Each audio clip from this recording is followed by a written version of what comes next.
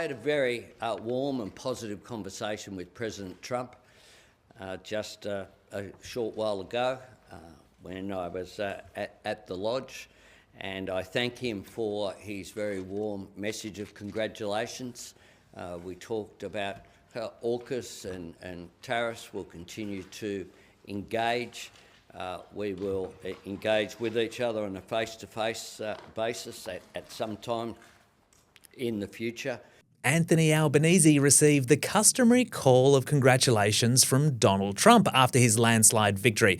And apparently it seems as though the positive vibes are mutual, even if the US president doesn't really seem to know very much about Australian politics. Albanese I'm very friendly with. I don't know anything about the election other than he just won again. He was the man that won he's very good. He's a friend of mine. It looks like Albo's strategy of not fighting a war of words with Trump has paid dividends, despite all the criticism he copped from former opposition leader Peter Dutton along the campaign trail.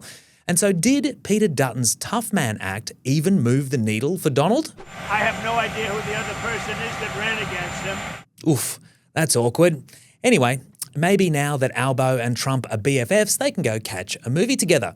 Because it seems as though the US president is a fan of Star Wars, if his May the 4th post from the official White House social media accounts are anything to go by. The best bit about this AI-generated image is that even the most casual Star Wars fan knows that anyone wielding a red lightsaber is an evil Sith Lord. Case in point.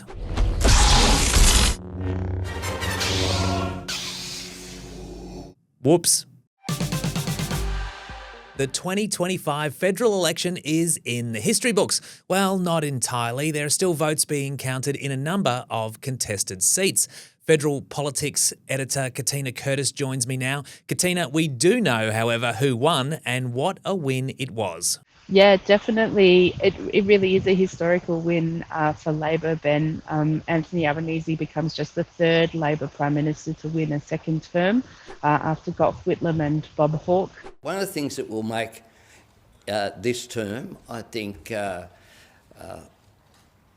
satisfying and raises the prospect of further progress rather than protest is the fact that the bureaucracy had been gutted.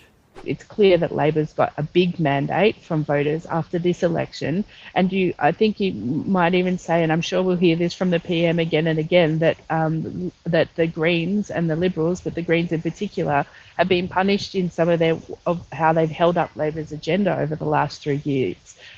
He pointed out specifically in his press conference this morning that the housing spokespeople for both the Greens and the Coalition have lost their seats. And, after that twice, they held up for about a year each time Labor's legislation to actually act on housing, which is one of the biggest issues facing the country.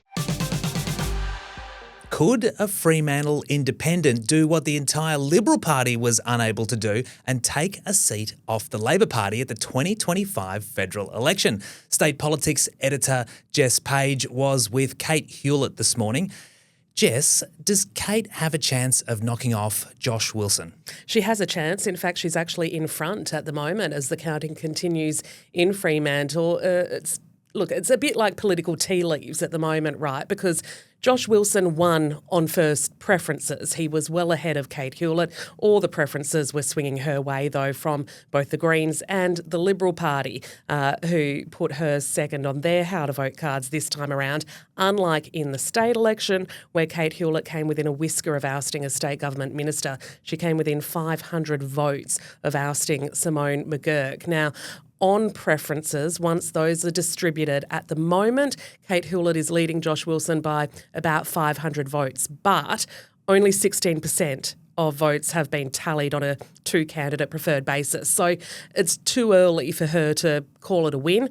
She was pretty optimistic this morning, though, and already insisting that both major parties need to heed the message that voters in Fremantle have sent them. This seat of Fremantle shows that no seat is safe. We've got a great example of how you would take it up in a Labor seat to run an independent, and I think in 3 years we'll see a whole new shift and a whole load of new independents, which is so exciting.